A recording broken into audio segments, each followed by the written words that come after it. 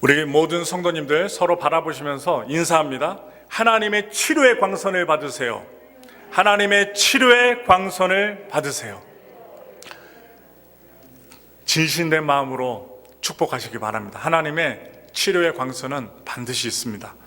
여러분들을 지키시고 오염된 그 바이러스를 하나님이 다 태워 없애버릴 줄 믿습니다. 말라기 4장 2절의 말씀 여러분 기억하시고요. 아침에 일어나서 생활할 때, 집을 나설 때 하나님의 치료의 강선으로 나를 보호해달라고 항상 기도하시기를 부탁을 드립니다. 오늘 은혜 받으실 하나님의 말씀을 봉독합니다. 오늘 은혜 받으실 하나님의 말씀은 신약성경 사도행전 28장 30절부터 31절의 말씀입니다.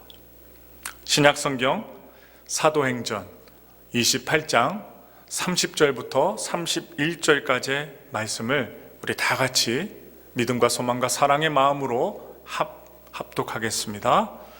바울이 온 이태를 자기 셋집에 머물면서 자기에게 오는 사람을 다 영접하고 하나님의 나라를 전파하며 주 예수 그리스도에 관한 모든 것을 담대하게 거침없이 가르치더라. 아멘. 묻겠습니다. 일주일 동안 잘 계셨습니까? 잘 계신 분들은 큰 소리로 아멘 하겠습니다. 잘 계셨습니까? 예, 할렐루야. 이왕이면 이렇게 움츠러드는 시기에 입 다물고 있으면 침 냄새밖에 안 납니다. 좀 입도 열고 마스크 끼셨으니까 아멘도 하나님 앞에 큰 소리로 외치고, 안 하셨던 산보도 하시고 걷기 운동도 하시고 집안에서 러닝머신이라도 좀 뛰시고, 그래서 움츠러든 우리 마음과 육체를 좀 활짝 펴시기 바랍니다. 우리가 주변을 바라보면 다 안 되고 못 되고 죽는다고 하고 얼마나 확진자들이 많이 늘어나는지 그 숫자를 바라볼 때마다 나는 안 걸렸는데 두려움이 임합니다. 그런데 하나님은 사람에게 주신 게 있어요. 생각입니다. 마음입니다. 아무리 하늘이 무너져도 우리는 뭐라고 얘기해요? 솟아날 구멍이 있다고 합니다. 참 우리 민족은, 우리 한인 민족은 아무리 밟아도 죽지 않은 민족입니다. 몽골 민족이, 중국의 수많은 떼놈들이, 그리고 일본 사람들이, 여러 민족들이 우리를 짓밟았지만 우리는 일어났습니다. 오늘 사도 바울이 그랬습니다. 아무리 수많은 사람들이 괴략을 짜고 계획을 짜서 사도 바울을 죽이려고 1대 100으로 1대 40으로 공격을 하고, 왕이 또한 지도자들이, 종교 지도자들이 애워싸서 죽이려고 안간힘을 썼으나 죽지 않았던 사람, 하나님의 사명자 사도 바울입니다. 여러분과 저도 사도 바울처럼 죽지 않을 줄 믿습니다. 사도행전 21장부터 28장 마지막 장까지 바울이 예루살렘에서 잡혀서 오늘 로마 감옥에 이르기까지 여정을 그리고 있습니다. 여러 날 동안 여러분들과 말씀을 나눴는데요, 자유를 빼앗겼지만 바울이 이 상황 속에서도 얼마나 자유롭게 복음을, 하나님의 말씀을 전하였는지 모릅니다.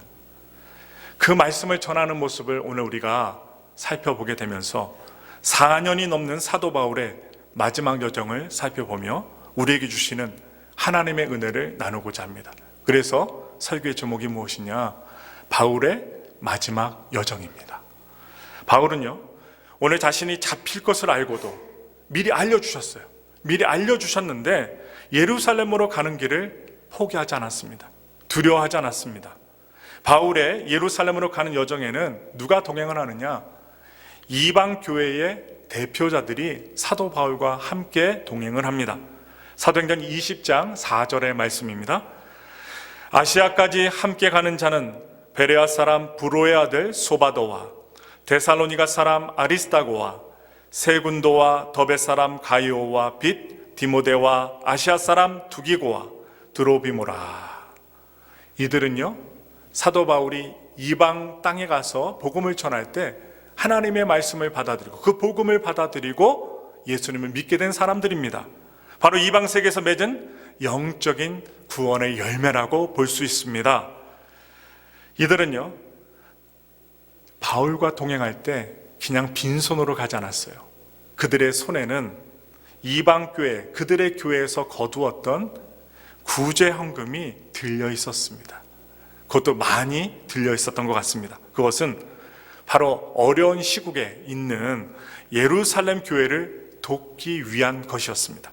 바울은 이 헌금을 통해 예루살렘 교회와 이방 교회 사이에 관계를 갖다가 더욱더 돈독히 하기 위해서 이 구제 헌금을 이방의 구원을 받은 대표자들과 함께 구제 헌금을 가지고 예루살렘 교회로 간 것입니다. 그러나 예루살렘에서 바울을 기다리고 있었던 것은 하나님의 축복이 아니요, 하나님의 기뻐하신 일들이 아니요, 성난 유대인 군중들이 화가 난 채 사도 바울을 기다리고 있었습니다. 그들은 소아시아에서 온 유대인들을 통해서 바울의 과거와 현재, 그 이야기를 듣게 됩니다.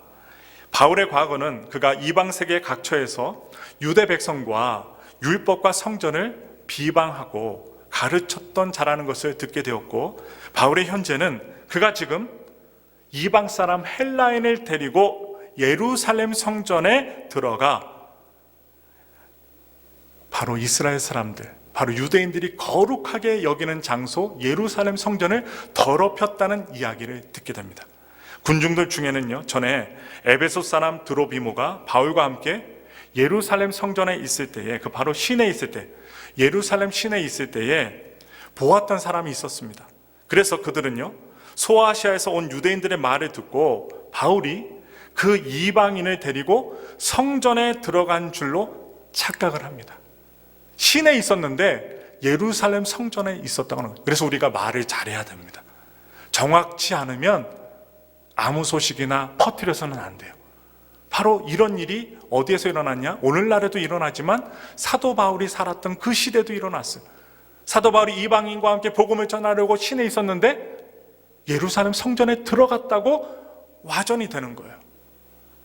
그리하여 온 백성이 달려와서 바울을 잡았고 그를 때리기 시작합니다. 구타했습니다.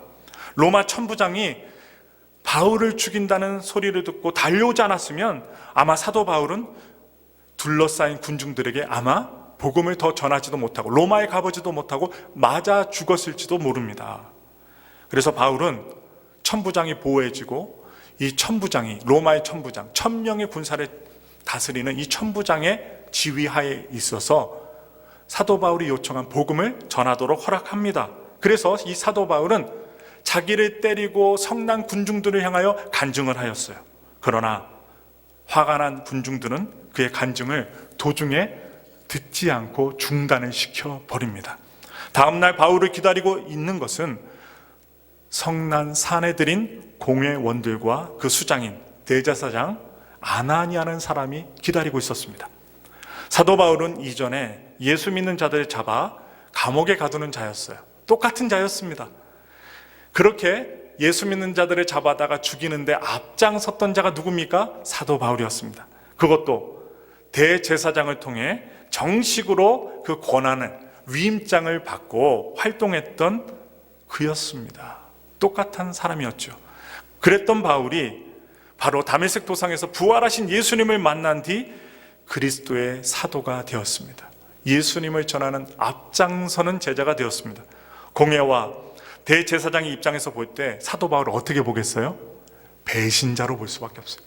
나와 같이, 우리와 같이 예수 믿는 사람들을 핍박했던 너였는데 어찌 우리를 배반하느냐, 배반자라고 여겼습니다. 그들에게는 배반자 바울을 처단하기에 절호의 기회가 온 것입니다.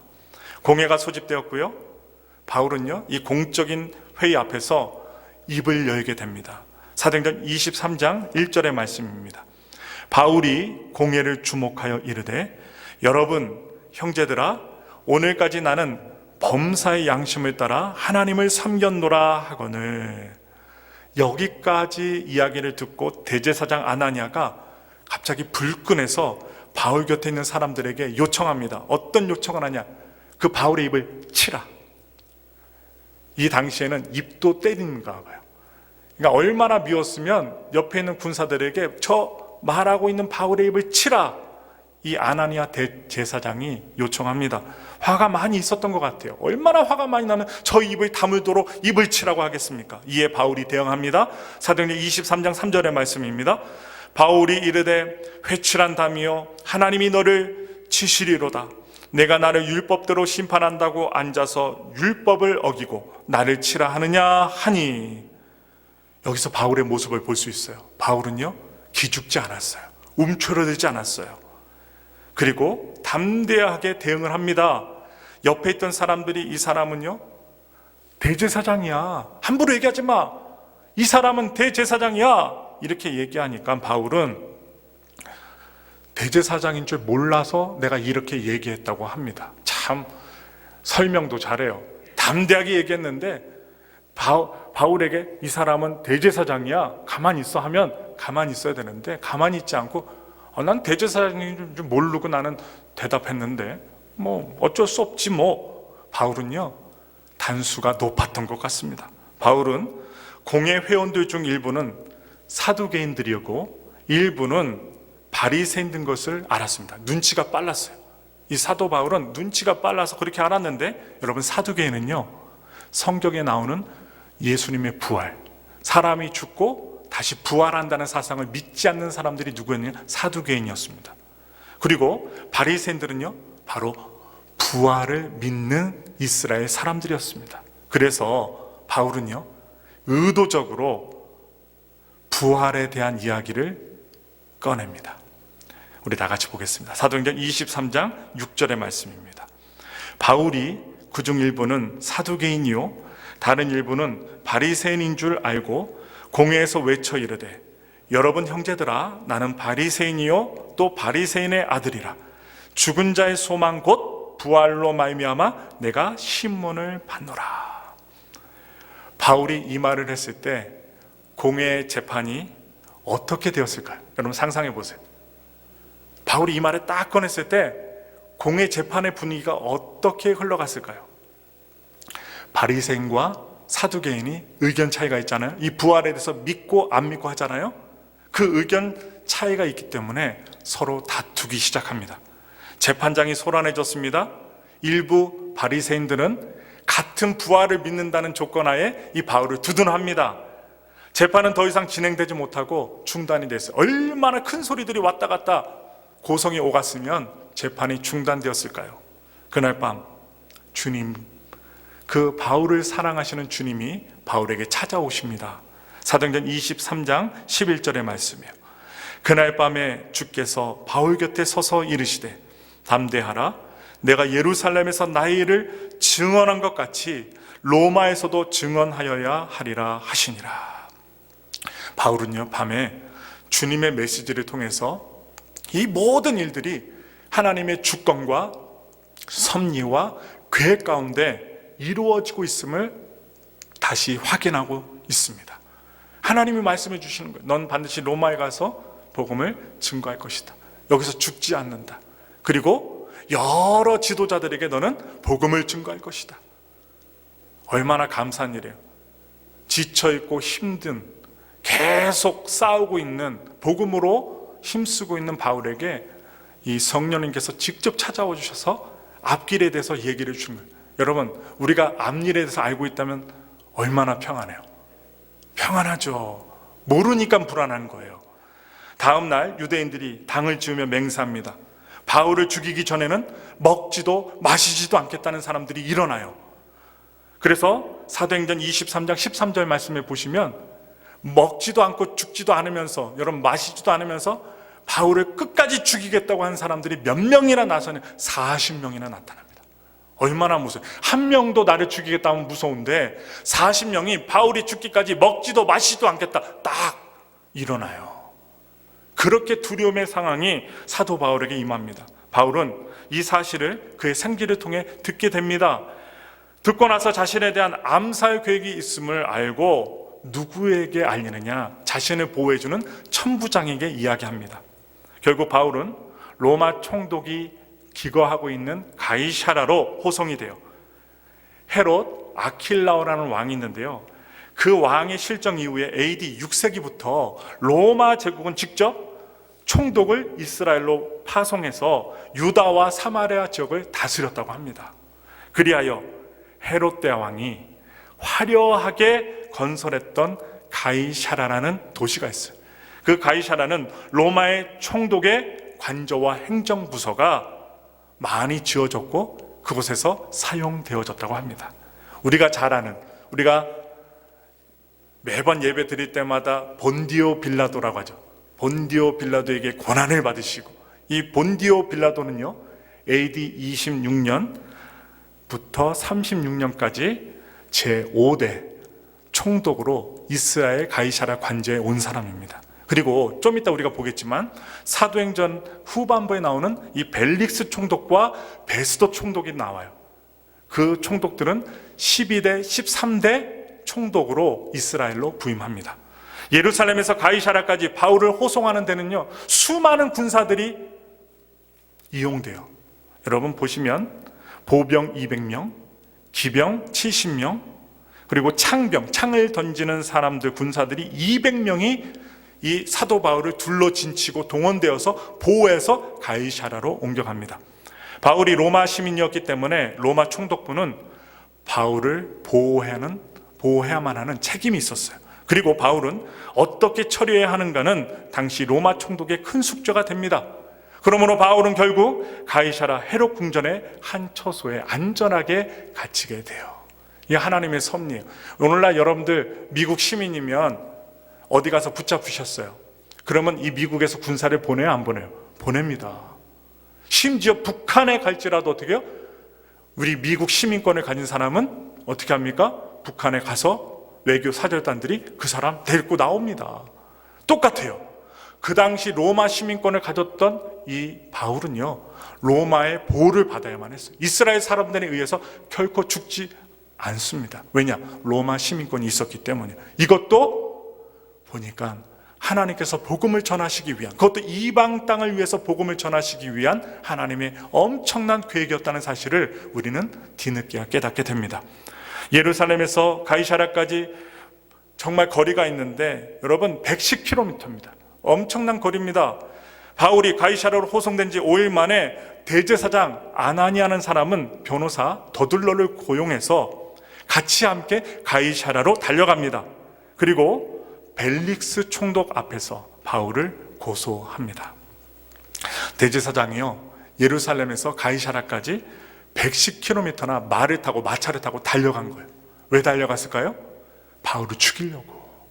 얼마나 바울에 대해서 적개심이 많았으면, 바울을 향한 증오심이 많았으면 110km를 단숨에 마차를 타고 말을 타고 달려왔겠습니까? 바울은 바로 청문회장으로 끌려 나옵니다. 가이사라에 가시면 피스 오브 히어링이라는 청문회 홀이 있어요.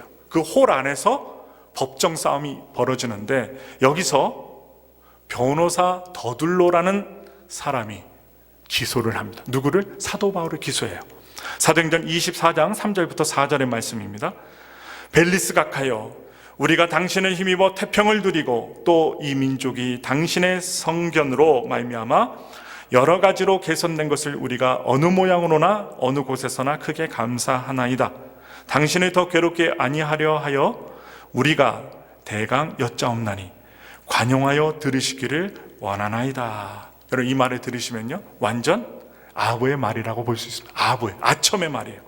당시 이 벨리스는요 잔인한 폭군이었습니다.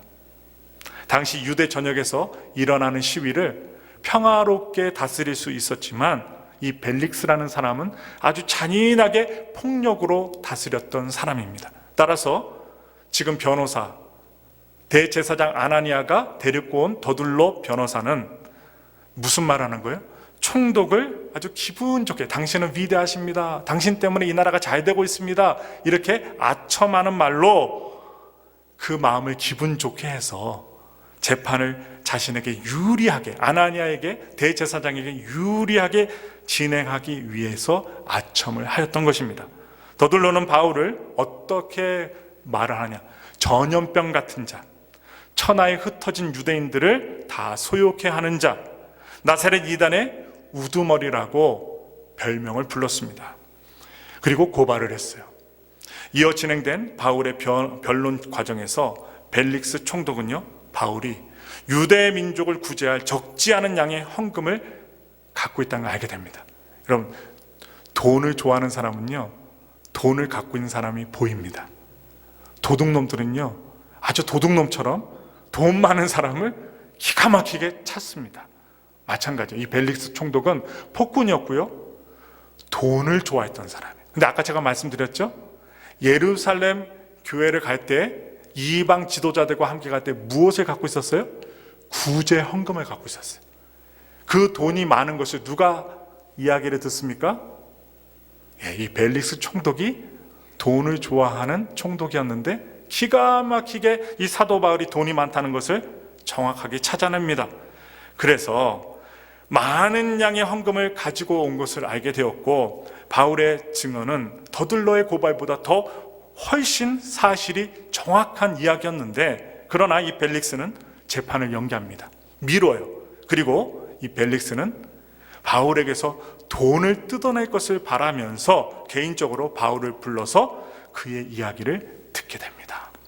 이 벨릭스는 유대인들의 마음을 얻기 위해 바울을요, 구류에 두었습니다. 그리고 이 사안은 처리되지 못한 채 2년 동안 머물게 됩니다. 시간이 흘러가요. 2년 동안 아무런 조처도 없이 흘러갔습니다. 그러던 중 이 벨릭스 총독은 유대인들의 시위를 잘못 다스렸다는 그 문책을 받아서 다시 로마로 불려갑니다. 참 돈만 밝히고 폭군이었던 사람, 하나님께서 어떻게 해요? 문책을 받게 하셔서 로마로 다시 돌아가게 합니다.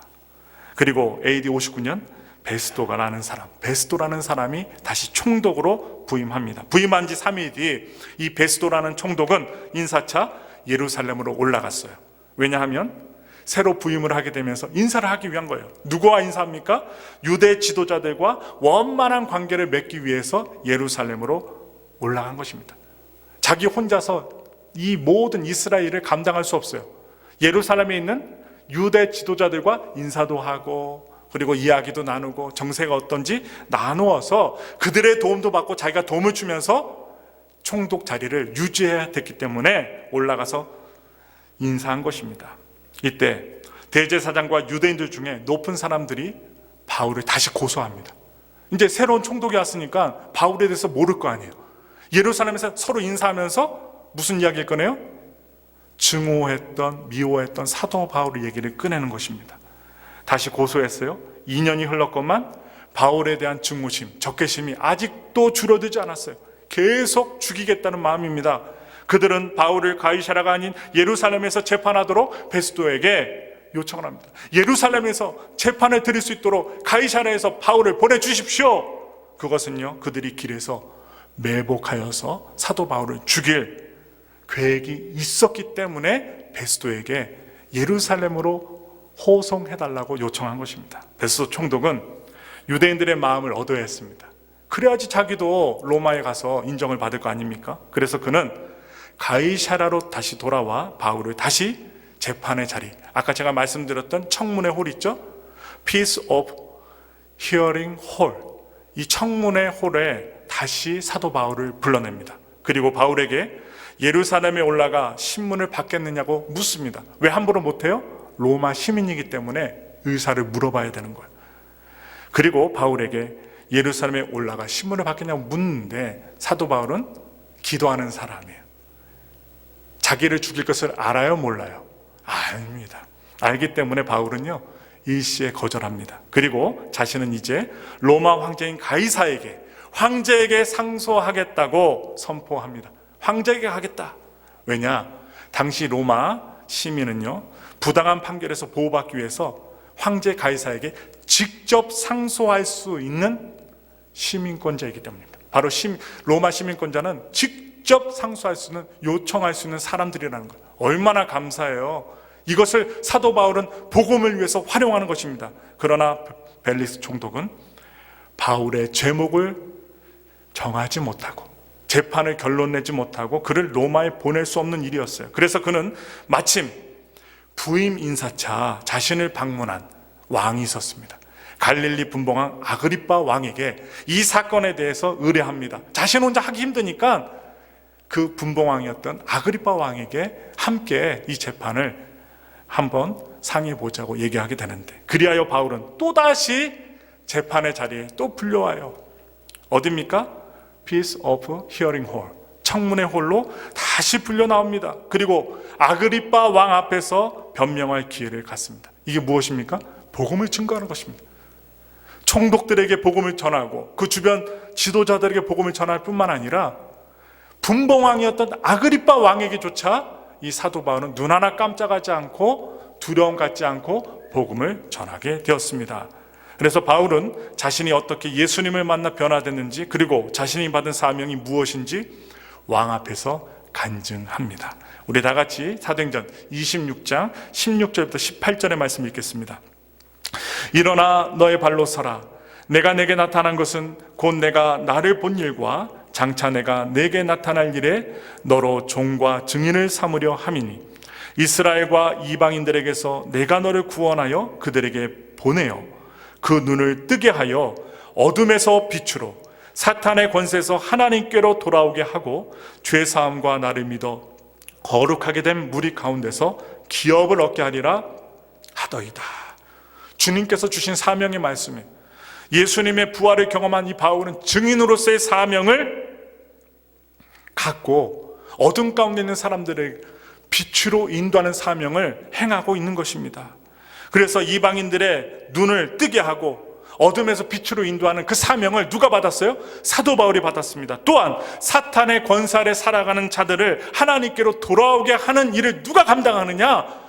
이 사도 바울이 감당하게 된 것입니다. 그리하여 그들이 죄사함을 받고 믿는 자에게 허락하시는 하나님의 영원한 기업을 얻게 하는 사명이 있었습니다. 이것은 예수님을 부활을 믿는, 예수님이 다시 살아나셨다는, 다시 오신다는 그 부활을 믿는 우리 역시 세상 사람들을 향해 가져야 할 사명인 것입니다. 우리 역시 오늘 어려움 중에 있지만 하나님의 복음을 전하였던 사도 바울, 그 사도 바울의 증인의 모습, 바로 우리들도 증인으로 부르신다는 것입니다. 그래서 예수님은 제자들에게 말씀하셨습니다. 우리 다 같이 마태복음 10장 17절부터 18절의 말씀 읽겠습니다. 사람들을 삼가라. 그들이 너희를 공회에 넘겨주겠고 그들이 회당에서 채찍질하리라. 또 너희가 나로 말미암아 총독들과 임금들 앞에 끌려가리니 이는 그들과 이방인들에게 증거가 되게 하려 하심이라. 이 예언은요, 바울의 삶에 그대로 이루어졌습니다. 똑같이 이루어졌어요. 완벽하게 이루어졌습니다. 그는 부활의 증인이라는 제목으로 공회에 불려나갔고 그 재판장 앞에서 예수 그리스도를 전했고 복음을 증거했습니다. 또한 총독과 임금 앞에서 자기 자신을 예수님의 이름으로 변론해야 했습니다. 이것은 예수님을 오늘날 믿고 있는 우리들에게도 언제 이루어질지 모르는 일입니다. 예수님은 이어서 제자들에게 말씀하셨어요. 마태복음 10장 28절의 말씀입니다. 몸은 죽어도 영혼은 능히 죽이지 못하는 자들을 두려워하지 말고 오직 몸과 영혼을 능히 지옥에 멸하실 수 있는 이를 두려워하라. 눈에 보이지 않는 하나님을 두려워하라는 것입니다. 바울은 당시에 권력을 갖고 있었던 자들, 그들이 대제사장이건 로마 총독이건 왕이건 그들을 두려워하지 않았습니다. 사람들을 두려워하지 않았어요. 권세를 두려워하지 않았어요. 바울은 오직 몸과 영혼을 능히 지옥에 멸하실 수 있는 전능하신 한 분이신 하나님 한 분만을 두려워했습니다. 오늘날 우리가 코로나만 두려워할 것이 아니라 전능하신 하나님을 우리가 두려워하며 살아야 됩니다. 예수님 말씀하셨어요. 마태복음 10장 32절, 33절, 39절의 말씀입니다. 읽겠습니다. 누구든지 사람 앞에서 나를 시인하면 나도 하늘에 계신 내 아버지 앞에서 그를 시인할 것이요, 누구든지 사람 앞에서 나를 부인하면 나도 하늘에 계신 내 아버지 앞에서 그를 부인하리라. 자기 목숨을 얻는 자는 잃을 것이요 나를 위하여 자기 목숨을 잃는 자는 얻으리라. 바울은요 5번이나 재판을 받게 되면서 그때마다 목숨을 연명하려고 피해가지 않았습니다. 돌아가지 않았어요. 비참한 모습을 보이지 않았습니다. 두려운 모습을 보이지 않았습니다. 그래서 오히려 부활하신 예수님을 당당히 증거합니다. 왜냐? 자기의 영혼을 구원하실 하나님이 계시다는 것을 확실히 믿고 알았기 때문입니다. 그런 바울에게 아그리빠 왕이 사도행전 26장 28절에 이런 말합니다. 읽겠습니다. 아그리빠가 바울에게 이르되 내가 적은 말로 나를 권하여 그리스도인이 되게 하려 하는도다. 그리스도인이 되게 하려고 복음을 증거하는구나. 아그리빠 왕이 좀 총명했던 것 같아요. 압니다. 그때 바울은 이렇게 답변합니다. 사도행전 26장 29절의 말씀입니다. 바울이 이르되 말이 적으나 많으나 당신뿐만 아니라 오늘 내 말을 듣는 모든 사람도 다 이렇게 결박된 것 외에는 나와 같이 되기를 하나님께 원하나이다 하니라. 그는 비록 갇힌 몸이었지만 자유롭지 못했지만 그 영혼은 누구보다도 자유로웠습니다. 갇혀있지만 자유로운 영혼이었어요. 이 당당한 선포 앞에 오히려 세상의 임금들과 지도자들은 그들의 권력과 그들의 모습이 초라해 보일 뿐이었습니다. 이후 바울은 로마로 호송이 됩니다. AD 60년경의 일이었어요. 그리하여 사도행전 23장 11절 하반절에 보시면 어떤 말씀이 있느냐 읽겠습니다. 로마에서도 증언하여야 하리라. 이런 주님의 예언이 이루어집니다. 하나님의 말씀은 살아있습니다. 여러분들에게 귀한 말씀 주셨어요? 그대로 이루어질 것입니다. 사도 바울처럼 믿으세요. 이건 역사를 통해서도 다 확실시된, 확증된 말씀입니다. 바울은 가택의 연금 상태에서 사람들을 초청하여 복음을 전합니다. 로마에서는요, 이런 좀 자유로움이 있었던 것 같아요. 가택 연금 시켜서 좀 이렇게 자유롭게 다닐 수 있게 허락해 줬던 것 같습니다. 사도행전 28장 23절에 보시면 바울은 그 상태에서 복음을 전하는데 읽겠습니다. 그들이 날짜를 정하고 그가 유숙하는 집에 많이 오니 바울이 아침부터 저녁까지 강론하여 하나님의 나라를 증언하고 모세 율법과 선지자의 말을 가지고 예수에 대하여 권하더라. 성경은 그 말을, 사도 바울이 복음 전하는 말을 믿는 사람도 있었고 믿지 않는 사람도 있었다라고 전하고 있습니다. 바울은 이렇게 2년 동안 로마에 갇혀있는 셋집에서 많은 사람들이 그의 집에 오게 하여서 복음을 증거합니다. 전해지는 기록에 의하면 바울은 2년 정도 자유의 몸이 되었다고 합니다. 그리고 아주 꿈에 그리던 서바나 선교를 하고 와요. 서바나 저기 어디냐? 여러분, 포르투갈과 스페인입니다. 포르투갈과 스페인에 2년 동안 가서 복음을 증거하고 다녀와요. 그러나 그는 AD 64년 누가 나타나요? 여러분도 잘 아시는 네로 황제가 나타나요. 이 네로 황제가 기독교를 아주 핍박할 때에 이 사도 바울도 다시 체포가 되어서 감옥에 수감이 됩니다. 그리고 AD 67년경 감옥에서 참수형을 당하여 이 사도 바울은 순교를 당하게 됩니다. 사도행전은 그러한 내용을 다 담지 않고 이렇게 마감하는 성경의 문구를 기록합니다. 오늘 여러분과 제가 읽었던 사도행전 28장 30절과 31절 말씀 읽겠습니다. 바울이 온 이태를 자기 셋집에 머물면서 자기에게 오는 사람을 다 영접하고 하나님의 나라를 전파하며 주 예수 그리스도에 관한 모든 것을 담대하게 거침없이 가르치더라. 아멘. 성경학자들은요, 이 사도행전의 마지막 이 부분을 열린 결말이라고 주장합니다. 사도행전의 역사는 끝이 아닙니다. 28장으로 끝이 나는 것이 아니라 계속 이어진다는 것입니다. 사도행전은 28장, 눈에 보이는 28장으로 끝이 나지만 사도행전 29장의 역사는 예수님의 증인들인 바로 우리들의 써내려가야 할 부분이라는 거예요. 바로 우리가 살고 있는 지금이 사도행전 29장의 이야기라는 것입니다. 사도 바울은 가이사랴에서 그리고 로마에서 죄수로 갇혀 있었습니다. 그러나 바울의 믿음, 바울의 복음은 전혀 갇히지 않았습니다. 바울은 죽을 때까지 로마에 있는 사람들에게 복음을 증거했습니다. 그리고 이 복음을 듣고 변화된 수많은 사람들은 로마 제국을 예수님의 사랑으로 뒤흔들기 시작합니다. 로마 제국은 그가 죽은 지 250여 년 만에 기독교를 공식적으로 인정하게 되는 나라가 되었어요. 그리고 데오도시우스 황제 때 바로 AD 381년에 기독교는 로마 제국의 국가의 종교가 됩니다. 이후 로마는요, 1000년 동안 기독교 복음을 전하는 선교의 아주 중심지가 됩니다. 어디가요? 로마가 그렇습니다. 이후 복음은 가보신 분도 계시겠지만 독일과 영국과 우리가 지금 살고 있는 이 미국에서 꽃이 피우게 되었습니다. 그리고 다시 복음은요, 아시아로 전해집니다. 그래서 일본과 또 중국과 그리고 한국에서 꽃을 피우게 되었습니다. 이제 복음은 중동을 지나 복음이 처음 시작된 이스라엘에서 꽃 피울 날을 지금 기다리고 있습니다. 바울은요, 그의 마지막 편지에서 그의 사랑하는 제자 디모데에게 아주 귀한 고백을 남기게 됩니다. 우리 함께 믿음을 갖고 읽겠습니다. 디모데후서 4장 1절부터 8절의 말씀입니다. 하나님 앞과 살아있는 자와 죽은 자를 심판하실 그리스도 예수 앞에서 그가 나타나실 것과 그의 나라를 두고 엄히 명하노니 너는 말씀을 전파하라. 때를 얻든지 못 얻든지 항상 힘쓰라. 범사의 오래 참음과 가르침으로 경책하며 경계하며 권하라.